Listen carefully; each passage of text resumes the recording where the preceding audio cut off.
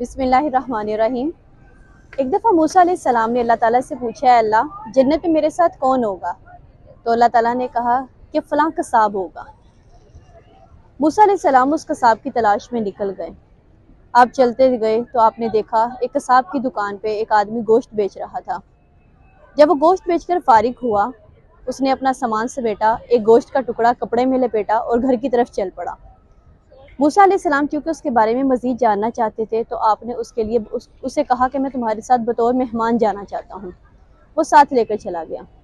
جب گھر گیا، اس نے گھر کو صاف کیا، کھانا بنایا، شوربے کے اندر روٹی کے چھوٹے چھوٹے ٹکڑے کیے اور اس پیالے کو لے کر دوسرے کمرے میں چلا گیا جہاں پر ایک کمزور اور بیمار خاتون لیٹی ہوئی تھی۔ اس نے اس بڑی خاتون کو اٹھایا اور اسے ایک ایک لقمہ کر کے کھلانے لگ گیا۔ پھر اس کا کھانا کھلانے کے بعد اس کا جب منہ صاف کیا تو اس بڑی عورت نے قصاب کے کان میں کوئی بات کہی جس پر وہ مسکرا دیا۔ اس نے اس بڑی خاتون کو لٹایا اور باہر آ گیا۔ موسیٰ علیہ السلام نے پوچھا کہ یہ بڑی خاتون کون ہے؟ اس نے کہا کہ یہ انجان عورت میری ماں ہے۔